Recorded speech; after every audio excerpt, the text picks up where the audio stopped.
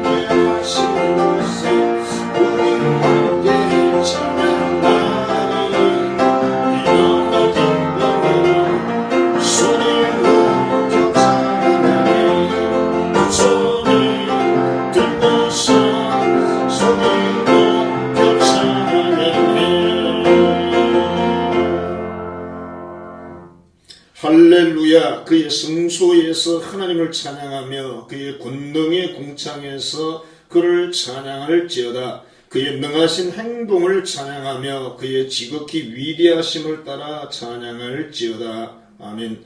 주님의 부활의 영광으로 영원히 찬양받으시기에 합당하신 하나님 아버지, 죄와 사망의 모든 권세를 이기시게 하시고 부활하게 하신 하나님께 감사와 경배를 드립니다. 오늘도 이 예배에 저희를 불러주심을 감사합니다. 이 예배가 절망한 자에게 부활의 소망이 되게 하시며 평소 기도하던 우리 소원들이 하나님 말씀을 통해서 응답받는 감동의 시간이 되게 하옵소서. 예배를 통해 무한한 영광과 존귀를 받으시기를 예수님 이름으로 기원하옵나이다. 아멘.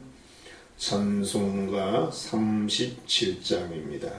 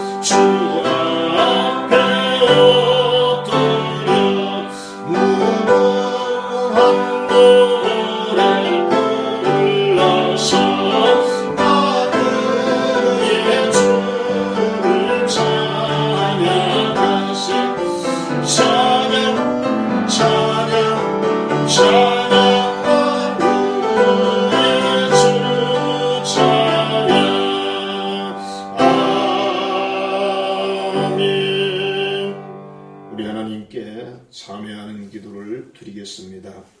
우리는 영생의 소망을 가진 부활신앙을 가지고 천국을 바라보고 살아야 함에도 불구하고 세상에 불의한 일들, 욕심을 부리는 일들, 또 쾌락을, 또 현장에 있는 그런 일들, 또 우상을 섬기는 그런 습관들이 있는 일들에 우리가 종종 빠지고 살아온 것을 돌아보면서 이 시간 하나님 앞에 참여하는 기도를 드리겠습니다. 하나님 아버지,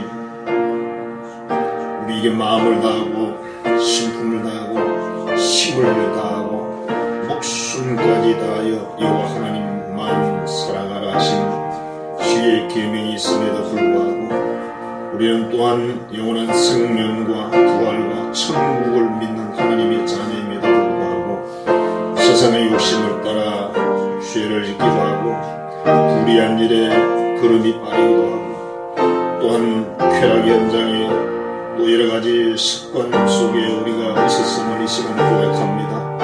하나님 아버지, 은혜를 베푸셔서 주 예수의 십자가의 피로 덮어서 우리를 눈과 같이 이해하시고 하나님 보좌 앞에 담대히 서게 하옵소서. 내 백성과 내 거룩한 성을 위하여 이런 이래를 기한으로 정하였나니 허물이 그치며 죄가 끝나며 죄악이 용서되며 영원한 의가 드러나며 환상과 예언이 응하며 또 지극히 거룩하신 이가 기름 부음을 받으리라. 아멘. 찬송가 6장입니다.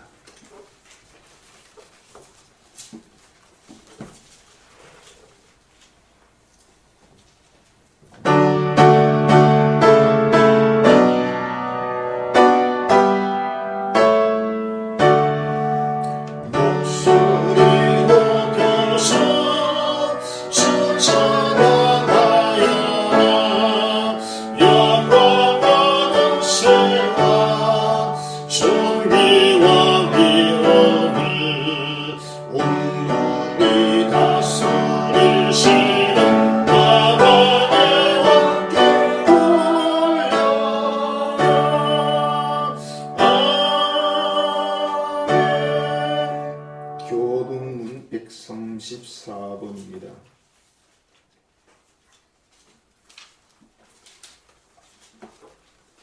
134번 부활절 두 번째 말씀을 교독하겠습니다. 내가 받은 것을 먼저 너희에게 전하였노니 이는 성경대로 그리스도께서 우리 죄를 위하여 죽으시고 전사실과 되셨다가 성경대로 사흘 만에 다시 살아나사 길바에게 모이시고 후에 12 제자에게와 그 후에 500여 형제에게 일시에 보이셨나니 그 중에 지금까지 계자 수는 살아있고 어떤 사람은 잠들었으며 그 후에 야고보에게 보이셨으며 그 후에 모든 사도에게와 맨 나중에 만삭되지 못하여 난 자 같은 네게도 보이셨느니라. 그리스도께서 만일 다시 살아나지 못하셨으면 우리가 전파하는 것도 헛것이요 또 너희 믿음도 헛것이요 만일 그리스도 안에서 우리가 바라는 것이 다만 이 세상의 삶뿐이면 모든 사람 가운데 우리가 더욱 불쌍한 자이리라. 그러나 이제 그리스도께서 죽은 자 가운데서 다시 살아나사 잠자는 자들의 첫 열매가 되셨도다. 아멘. 신앙 고백하겠습니다. 전능하사 천지를 만드신 하나님 아버지를 내가 믿사오며 그 외아들 우리 주 예수 그리스도를 믿사오니 이는 성령으로 잉태하사 동정녀 마리아에게 나시고 본디오 빌라도에게 고난을 받으사 십자가에 못 박혀 죽으시고 장사한 지 사흘 만에 죽은 자 가운데서 다시 살아나시며 하늘에 오르사 전능하신 하나님 우편에 앉아 계시다가 주리로서 산자와 죽은 자를 심판하러 오시리라. 성령을 믿사오며 거룩한 공예와 성도가 서로 교통하는 것과 죄를 사하여 주시는 것과 몸이 다시 사는 것과 영원히 사는 것을 믿사옵나이다. 아멘. 찬송가 568장입니다.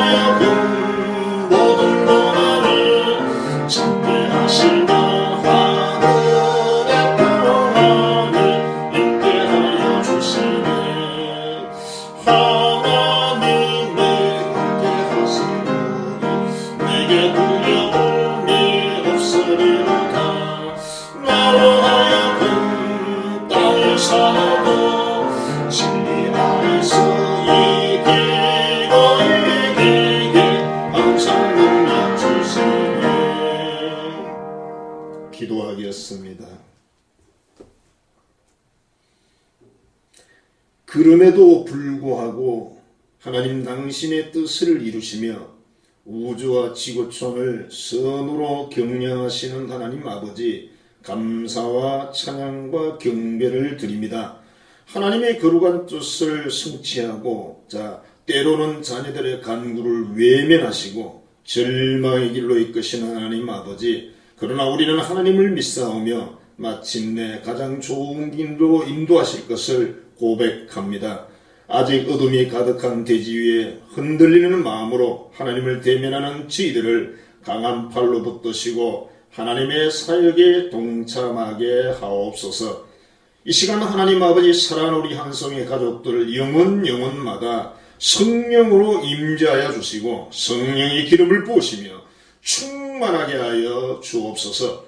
예수 그리스도의 십자가의 보혈의 능력, 그 권세를 덮으셔서 모든 질병을 치료하여 주시고 모든 두려움을 치료하여 주옵소서.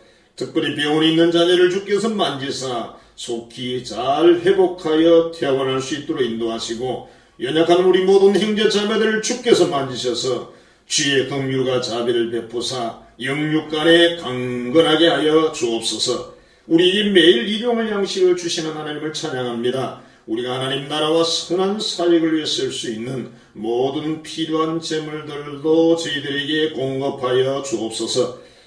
우리가 하나님 아버지 이 나라 민족을 위해서 금식하였나이다. 그들에게 큰 힘과 능력들을 주시며 또한 하나님 아버지 이 전염병이 속히 소멸 되기를 원합니다.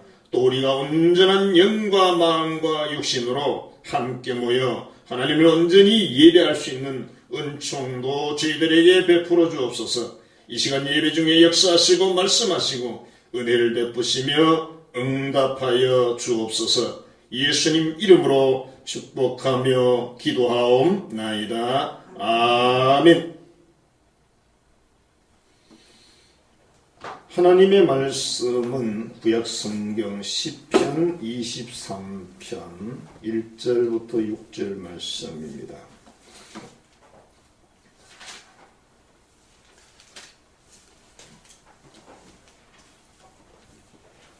시편 23편 1절부터 6절 말씀을 봉독하겠습니다. 여호와는 나의 목자시니 내게 부족함이 없으리로다. 그가 나를 푸른 풀밭에 누이시며 쉴만한 물가로 인도하시는도다. 내 영혼을 소생시키시고 자기 이름을 위하여 의의 길로 인도하시는도다. 내가 사망의 음침한 골짜기로 다닐지라도 해를 두려워하지 않을 것은 주께서 나와 함께 하심이라. 주의 지팡이와 막대기가 나를 안위하시나이다. 주께서 내 원수의 목전에서 내게 상을 차려주시고 기름을 내 머리에 부으셨으니 내 잔이 넘치나이다. 내 평생의 선하심과 인자하심이 반드시 나를 따르리니 내가 여호와의 집에 영원히 살리로다. 아멘.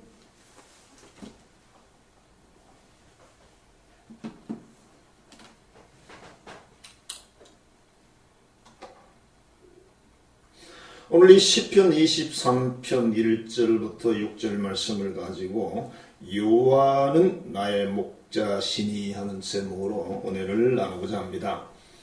자, 우리 옆 사람에게 이렇게 권면합시다. 나는 양이요 하나님은 나의 목자입니다. 시작. 나는 양이요 하나님은 나의 목자입니다. 나는 양이요 하나님은 나의 목자입니다. 나는 양이요 하나님은 나의 목자입니다. 예, 양이 좀 그런가요? 사우스 웨스트 항공사의 기내 방송인데 방송이 이렇게 나왔습니다. 승객 여러분, 오늘도 저희 사우스웨스트 항공을 이용해 주셔서 진심으로 감사드립니다. 여러분이 이미 아시겠지만 한 가지 부탁의 말씀을 드리려고 합니다. 기내에서는 절대로 담배를 피우시면 안 되는 검연 구역입니다. 그래도 나는 꼭 담배를 피워야 되겠다는 분에게는 한 가지 방법이 있음을 알려드립니다. 저희 비행기에는 앞부분에 2개와 뒷부분 2개의 비상구가 있습니다. 이 비상구로 나가시면 시원한 날개와 멋지게 펼쳐진 테라스에서 담배 한 대를 피우고 들어오시면 되겠습니다. 이상 방송을 마칩니다. 비상구를 나가면 어떻게 될까요? 날아가겠죠. 그러니까 절대로 담배를 피우지 말라. 그런 말을 아주 재밌게 그렇게 방송을 했다는 것입니다. 하나님을 믿는 어느 할머니가 길을 가다가 2갈래길을 만나게 됩니다. 할머니는 하나님께 기도하기 시작했습니다. 하나님, 오늘 저에게를 인도해 주십시오. 제가 지팡이를 여기 세울 텐데 오른쪽으로 넘어지면 제가 오른쪽으로 갈 것이고 왼쪽으로 넘어지면 왼쪽 길로 가겠습니다. 그리고 할머니는 지팡이를 중심에 딱 세웠는데 그 지팡이가 그만 오른쪽으로 넘어집니다. 할머니가 정말 가고 싶은 방향은 왼쪽이었습니다. 할머니는 이렇게 말합니다. 하나님, 한 번만 더 해볼게요. 지팡이를 세웠는데 역시 또 오른쪽으로 넘어집니다. 약간 오기가 발동한 할머니가 하나님, 딱 한 번만 더 할게요. 세웠는데 지팡이가 마침내 왼쪽으로 넘어집니다. 할머니 이렇게 말했다고 합니다. 역시 하나님은 나를 왼쪽 길로 인도하시는구나. 그렇게 말하고 왼쪽 길로 갔다는 이야기입니다. 그러니까 자기가 원하는 걸 정해놓고 하나님이 그렇게 해주기를 그랬을 때 이게 하나님의 뜻이라고 우기는 그런 할머니의 모습이죠. 물론 하나의 이야기겠죠. 오늘의 이 시편 23편 말씀은 다윗의 신앙의 고백인데 이 시가 탄생한 배경은 결코 푸른 초장의 양이나 목자의 철저한 보호 속에 있는 그런 편하고 아름다운 그런 영화 같은 장면이 전혀 아닙니다. 정말 너무나 위험하고 절망적이고 앞이 하나도 보이지 않는 캄캄한 그런 환경에서 나온 시가 바로 이 시편 23편입니다. 상상도 할 수 없는. 어떤 사람도 이 시편 23편을 우리가 묵상을 하면서 이런 배경에서 나왔으리라고는 생각하지 않겠죠. 그래서 사람들이 더욱더 이 시에 대해서 애송을 하게 되고 빛을 발하는 그런 고백이 되었다고 생각을 합니다. 시편 24편의 배경은 사무엘하 15장에서 19장까지 기록이 되어 있습니다. 다윗에게는 많은 자녀들이 있었습니다. 그 중에 셋째 아들 압살롬이라는 사람이 4년 동안 백성들의 마음을 훔치더니 헤브론이라는 지역으로 가게 됩니다. 그리고 거기에서 반란을 일으킵니다. 아버지를 죽이고 이 나라를 자기가 차지하겠다.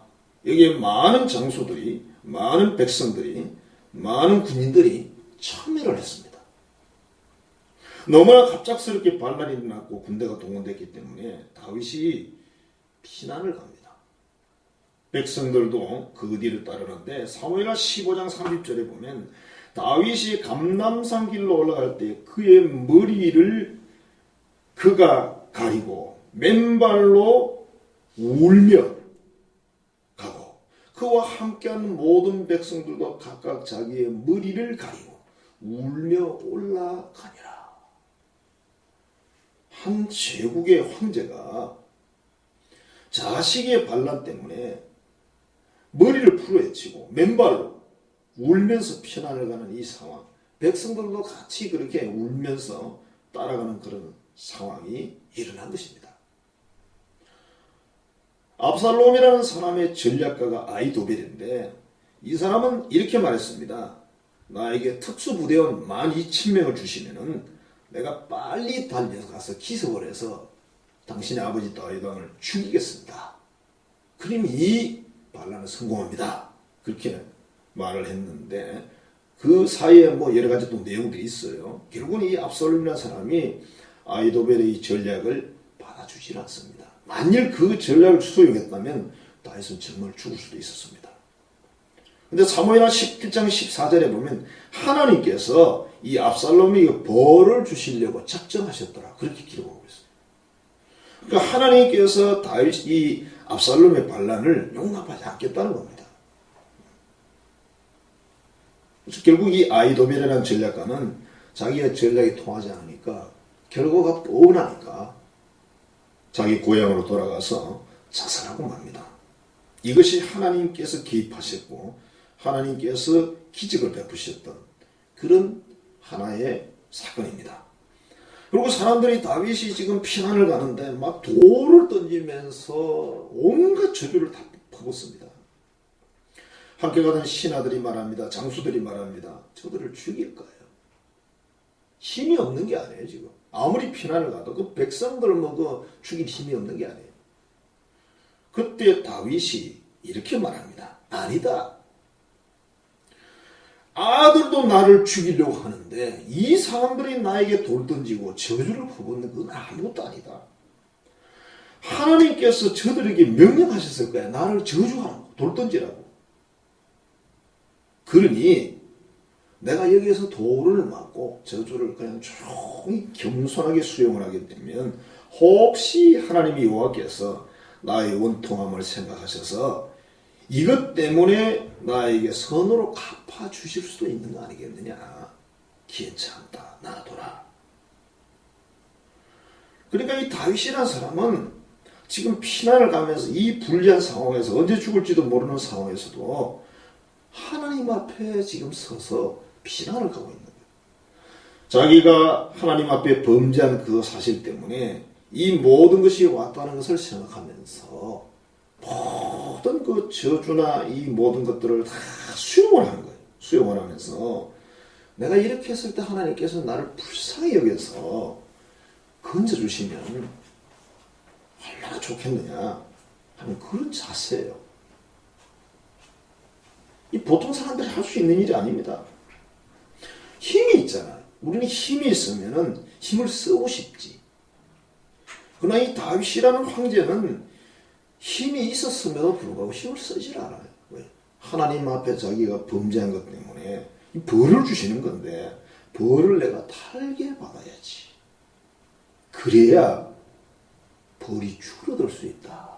그렇게 생각을 하고 행동을 합니다. 자, 다윗이 참으로 하나님의 은혜 가운데 요단강을 건너가서 피난을 잘 갔습니다. 거기 갔더니 하나님이 참 착한 사람들을 준비해 놨어요. 소비라는 사람하고 마길이라는 사람하고 바실레라는 사람들을 준비해 놓고 다윗과 그의 모든 일행들의 먹고 자고 입는 것들을 제공하게 하셨습니다. 그러니까 전쟁이 끝날 때까지 이 모든 걸 그들이 제공했어요. 전쟁은 나중에 승리했습니다. 그러나 사랑하는 아들 압살롬 반역자가 죽습니다.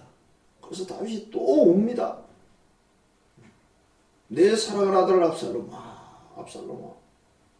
결국은 자기가 하나님의 범죄한 그 사실 때문에 자기가 자기의 부하장수 우리아라는 그 장수를 죽이고 그의 아내를 간음했던 그 사건 때문에 하나님이 이 모든 벌을 주셨단 말이에요. 그러니까 결국 어떻게 보면 압살롬이란 자기 아들도 그래서 그렇게 된 거니까. 그래서 아마 더 슬프게 울지 않았을까. 이런 배경에서 나온 것이 바로 시편 23편이다.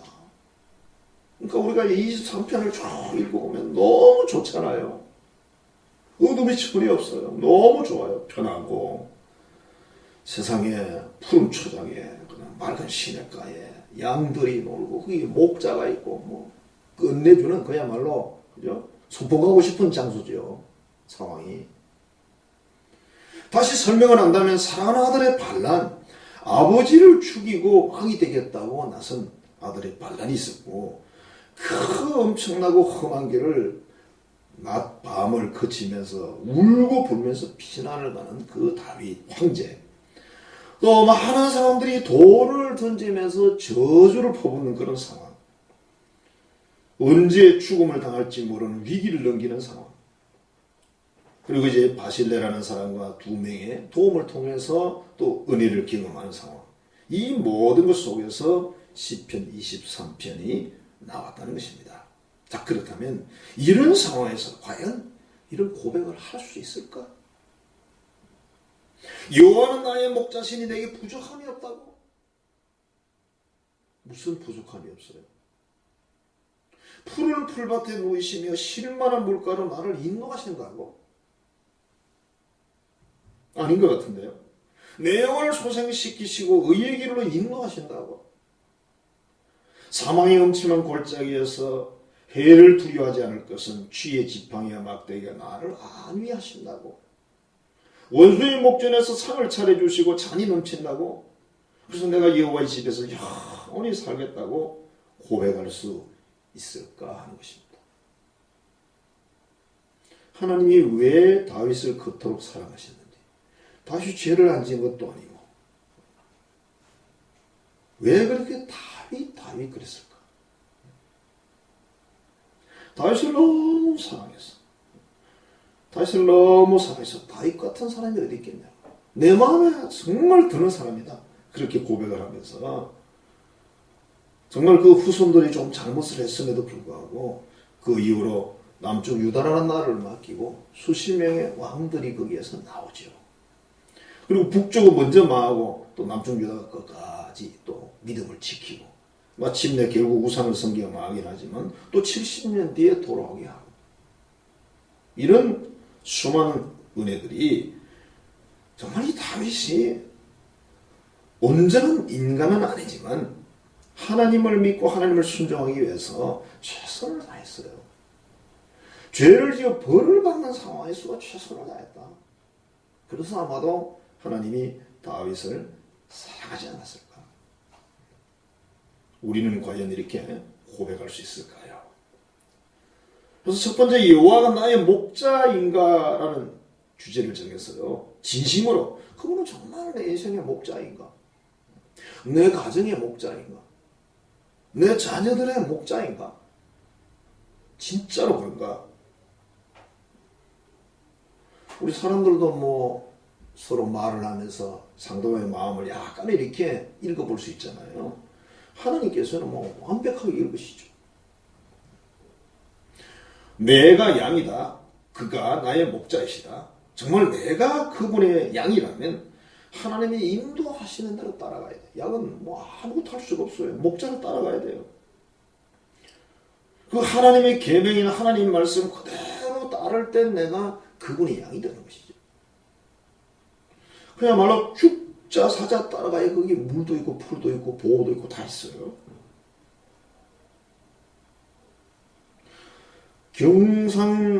경상북도의 산골짜기인데 뭐 옛날에 있었던 이야기랍니다. 어느 예배당에 교인들이 모여서 예배를 드리는데 그때는 뭐 목회자가 귀했기 때문에 지금으로 말하면 전도사급이 아니죠. 거의 뭐 좀 집사급 되는 그런 분을 조사라 그랬는데 그분이 인도를 합니다.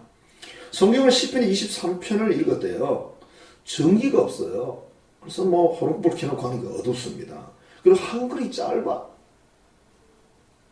읽기도 어렵고 이해도 어렵고 겨우 시편 23편을 읽어놓고 그 조사도 교인도 그냥 그렇게 이해를 하고 조사가 이렇게 말했답니다. 성경을 다 읽어놓고는 얼굴이 비장한 표정을 짓고 여호와께서 목을 자르셔도 내가 부족함이 없습니다.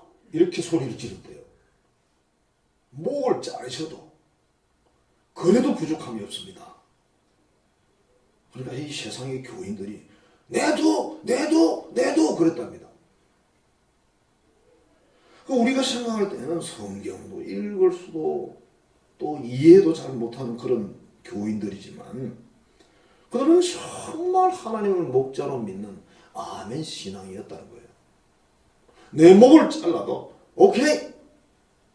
그래도 그분은 나의 목자시고 내게 부족함이 없는 분이십니다. 이렇게 고백하는 거니까.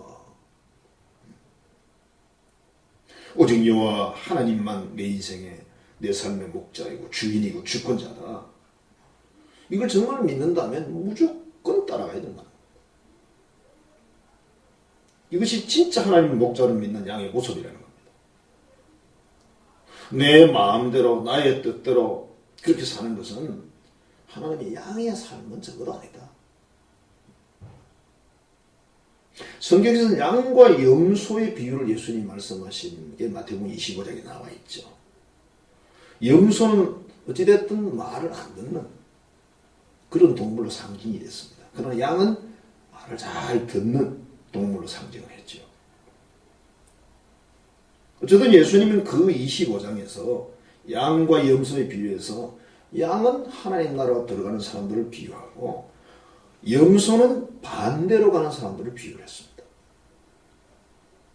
자, 우리의 삶에서도 앞이 안 보일 때가 있어요. 다윗처럼 배신당하고 저주받고 돌맞고 머리 풀고 울어야 되고 피난 갈 수도 있고 정말 이럴 때도 하나님은 나의 목자시니 부족함이 없다. 이런 고백이 할 수 있어야 하나님이 양이 되고 그분은 나의 목자가 된다는 것입니다. 그래서 이런 고백은 그냥 말로 하는 것이 아니라 삶으로 하는 거다. 그래서 아무나 할 수 있는 고백은 아니다. 적어도. 안종혁이라는 대학 교수님이 계신데 이분은 미국에서 대학 교수세요. 근데 미국 유학 생활을 할 때에 교회에서 청년 사역자로 일을 하게 됐고 그 청년 사역이 굉장히 부원했답니다. 그러나 사역이라는 게 일이 많죠. 많은 시간을 거기에 투자를 해야 되는데 그러니까 가족이나 주변 사람들이 걱정을 합니다. 지금 조교수인데 너무 사역에 시간을 많이 투자한다는 거죠. 초임 교수가 대학원에서 강의도 하고 연구비를 받기 위한 받으니까 연구 제안서도 써야 되고 학생들도 지도해야 되고 이 일만 해도 너무 바쁜데 그리고 초반 2년에서 3년 안에 좋은 성과를 내야 재임용도 되고 나중에 정교수도 되는데 이 사람이 지금 그냥 청년 사역에 많은 시간을 투자하니까 다들 걱정을 하는 거죠. 자기도 걱정이 안 되는 건 아니죠.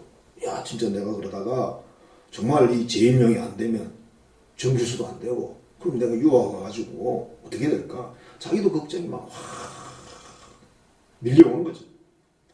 그때 이분이 신명기 8장 3절 말씀 사람이 떡으로만 사는 것이 아니라 하나님 말씀으로 산다.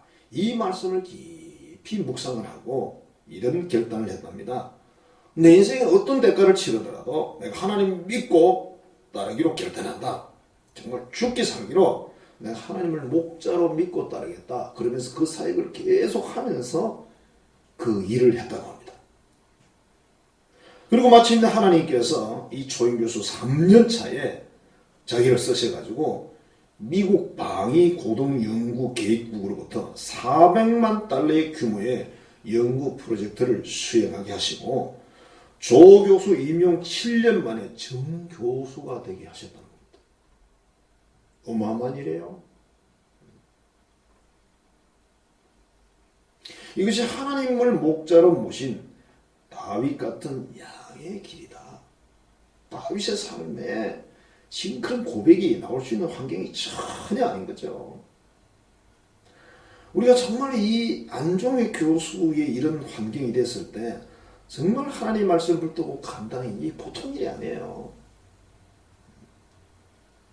진정으로 하나님을 목자로 모실 수 있기를 바랍니다.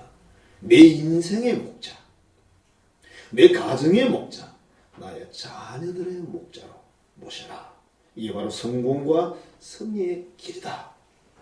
두 번째는 사망의 길에서 나를 지켜주신다. 사망의 음침한 골짜기에서 주님이 나와 함께 하시고 주의 지팡이와 막대기가 나를 안위하시나이다. 이렇게 고백을 했어요. 다윗의 생에서 하나님은 지켜주셨습니다. 슬프고 힘든 일들은 많이 있었지만 그러나 지금 여기 우리 이 시대를 살아가는 우리들도 지나간 인생을 전체적으로 돌아보면 적어도 한 번에서 두세 번 이상 하나님이 지켜주셨어요. 그런 경험들을 생각해보면 다 있어요. 하나님이 지켜주셨구나. 그때 하나님이 붙들어 주셨구나. 그때 하나님이 내 생명을 붙들어 주었구나. 그런 고백을 다 할 수 있는 거죠.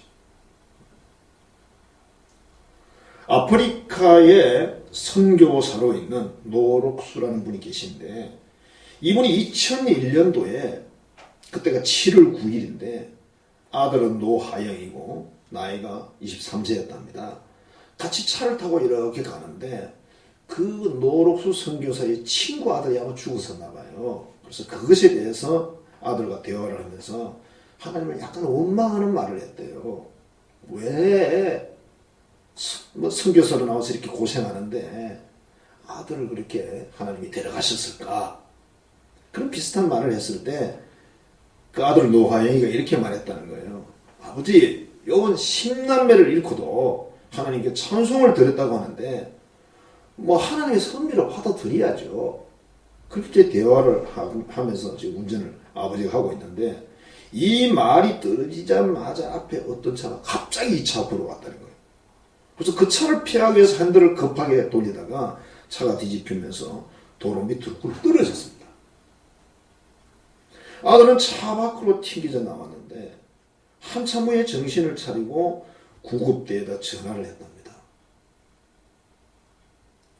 그리고 아버지가 운전대를 잡고 이렇게 앉아 있는데 코에다 손을 이렇게 대어 보니까 숨을 쉬질 않습니다.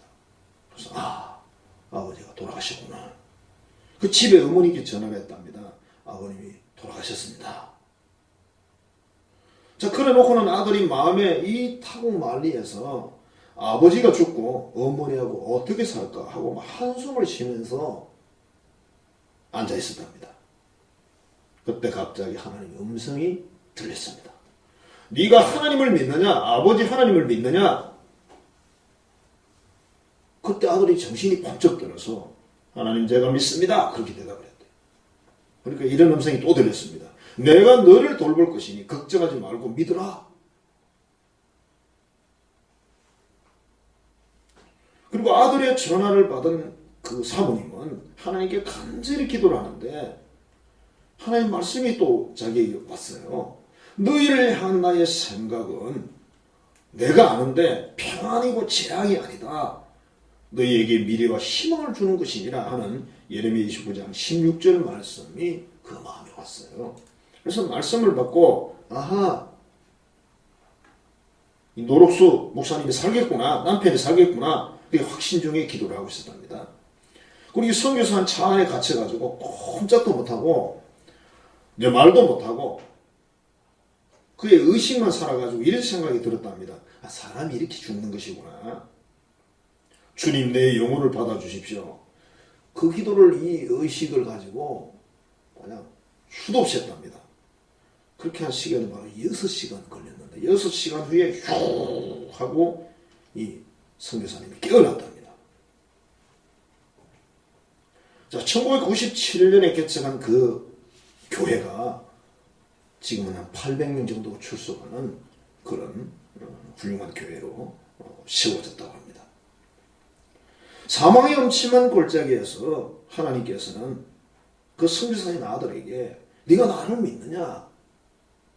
그렇게 말씀을 응답하셨고 그 사모님에게는 또 하나님 말씀으로 응답을 하셨습니다. 자, 현대를 살아가는 우리 그리스도인을 우리 자신을 돌아보면 목자이신 하나님을 진정으로 믿고 따라야 되는데 누구든지 그리 쉽지 않은 우리 자신의 모습을 봅니다. 사망의 골짜기에서도 하나님 보호하고 동행하시고 승리하게 해주신 하나님을 믿지 않은 것입니다. 믿어보자는 겁니다. 지금 우리에게 주어진 환경이나 상황이 다윗이 시편 23편을 고백했던 그때만큼이나 앞이 보이지를 않는다면 그렇다고 해도 우리의 삶으로 하나님 앞에 고백하자는 것입니다.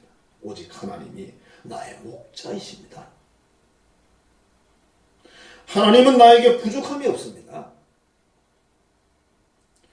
하나님이 사망의 골짜기에서 나와 함께 하십니다. 결과적으로 주의 지팡이와 막대기로 나를 보호하십니다.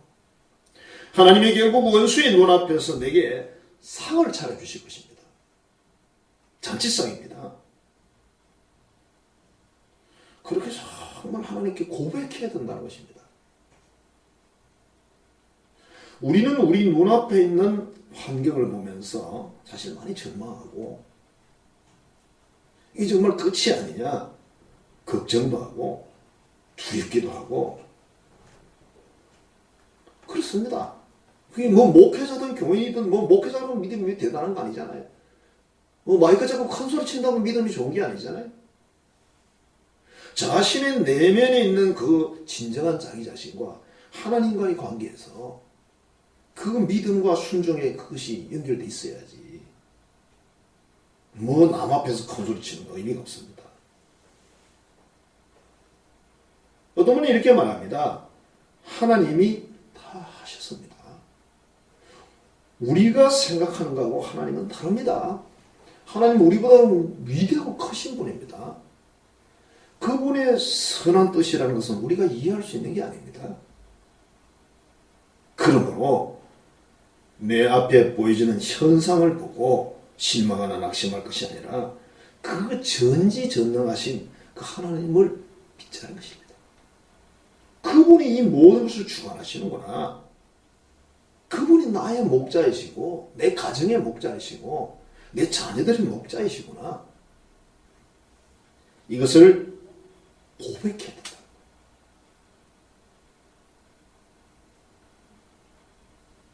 데살로니가 후서에서 하나님은 사도 바울을 통해 뭐라고 말씀하십니까? 항상 기뻐하라. 쉬지 말고 기도하라. 범사에 감사하라. 이는 그리스도 예수 안에서 너희를 향하신 하나님의 뜻이니라. 습니다. 우리는 물론 하나님 말씀 앞에서 어떻게 항변을 할 수가 없어요. 정말 그렇게 고백하면서 그렇게 믿으면서 다윗이 이렇게 신앙 고백시를 쓴 것처럼 우리의 삶에도 하나님 앞에 이런 고백시를 써드려서 하나님이 정말 기뻐할 수 있도록.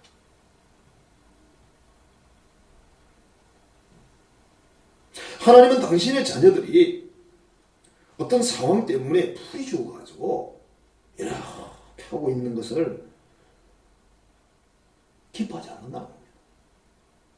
너는 나를 목자로 믿고 내가 어디로 너를 인도하든지 마침내 푸른 초장과 맑은 시내가 있는 그곳으로 안전한 곳으로 인도해 주실 것을 믿고 따르라는 것입니다. 오늘 다윗이 고백한 이 여호와는 나의 목자시니 내게 부족함이 없으리로다. 이 고백이 우리 한성교회 성도들 여러분들의 고백이 돼서 정말 하나님을 어디서나 목자로 모시고 나는 그의 양이 돼서 그분을 따르고 믿고 순종함을 통해 하나님의 뜻은 이루어지고 그때 우리가 같이 기뻐할 수 있는 같은 즐거움을 누릴 수 있는 우리 한성가족 여러분이 되시기를 주의 이름으로 축복합니다. 기도하겠습니다. 하나님 감사합니다. 사랑합니다. 하나님이 기뻐하시니 우리가 기뻐하고 기도하시니 기도하고 감사하시니 감사를 드립니다. 찬양과 경배를 드립니다. 우리 하나님 아버지는 전지전능하신 분이시며 능력자이시며 어떤 상황에서도 모든 것을 당신의 뜻대로 이끄시는 분이신 것을 저희들이 믿습니다. 하나님 아버지 우리 한성의 가족들 한 사람 한 사람 그들이 인생마다 그들의 가정마다 그들의 자녀들 모든 환경마다 하나님이 목자가 되셔서 이 모든 아름다운 역사들을 다 이루시고 마침내 그 사역에 동참하며 그 기쁨을 함께 누리는 우리 모두가 되게 하여 주옵소서. 하나님 아버지 하나님 앞에 우리가 귀한 예물을 드립니다. 말씀을 믿고 말씀대로 하나님의 것을 구별하여 드리오니 약속의 말씀을 우리에게 이루어 주옵소서. 또한 하나님 아버지 우리 정성을 다해 소중한 예물을 드리나이다. 삶의 터전받아 크시는 종과 역사를 이루시며 아무리 어려운 환경이 와도 우리 이용할 양식과 필요한 것들을 공급하여 주옵소서. 감사하여 예물을 드리는 자녀들을 주님이 다 기억하시고 저들의 감사에 더 많은 감사를 허락하여 주옵소서. 또 믿음으로 하나님 앞에 사는 모든 우리 형제자매들 저들의 삶 속에 주의 은혜와 축복이 충만하게 하여 주옵소서. 예수님 이름으로 기도하옵나이다. 아멘.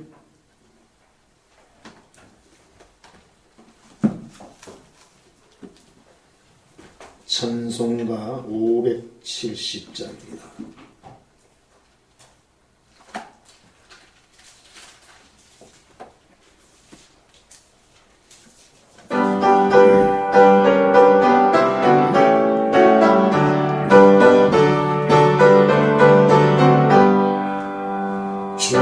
나를 기르시는 목자야 나는 주님의 귀한 어린 양 푸른 풀과 맑으시는 물가 나를 늘 인도하여 주신다 주는 나의 좋은 목자 나는 그의 어린가 저를 따라 꿀을 먹여주시니 내게 부족함 전혀 없어라 예쁜 새들 노래하는 아침과 눈을 비기는 고하오네 사랑하는 나의 목자 음성이 나를 언제나 불러주신다 주는 나의 좋은 목자 나는 그의 어린가 저를 따라 꿀을 먹여주시니 내게 부족함 전혀 없어라 못된 짐승 나를 해치 못하고 거친 비바람 삼지 못하니 나의 주님 강한 손을 펼치사 나를 주야로 지켜주신다 주는 나의 좋은 목자 나는 그의 어린가 저를 따라 꿀을 먹여주시니 내게 부족함 전혀 없어라 아멘 교회 소식을 말씀드리겠습니다. 나라를 위해서 금식기도에 동참한 교우들에게 깊이 감사드리고 하나님이 좋은 길을 인도할 것을 믿습니다. 한국 근현대사에 대한 책을 읽을 수 있기를 바랍니다. 그 다음에 생명의 삶은 쉬겠고요. 또 우리 연약과 어려움당한 교우들, 또 병원에 있는 우리 장상희 집사와 이들을 위해서 기도해 주시기를 바랍니다. 전염병의 소멸을 위해서 기도해 주시고 또 우리 한국교회 나라 정상을 위해서 기도해 주시고 또 여러 가지 일들을 위해서 기도해 주시기 바랍니다. 구역별로 나누어 드릴 이 예배는 방역 준비 관계로 한 주 연기하도록 하겠습니다. 그리고 여러분 송화회관 한마당에 보면 좋은 글이 실렸습니다. 도움 되시기 바랍니다. 기도하겠습니다. 주 예수 그리스도의 은혜와 하나님 아버지의 크신 사랑과 성령님의 교통 교제하시는 역사가 하나님을 목자로 삼고 참으로 순결한 양이 되어 끝까지 따라가서 마침내 하나님의 사역에 동참하고 하나님의 은총과 기쁨의 자리에서 함께 누리기를 믿고 결단한 우리 한성 가족들의 모든 머리 위에 삶의 터전 위에 이제로부터 영원토록 함께 하시기를 간절히 축원하옵나이다. 아멘.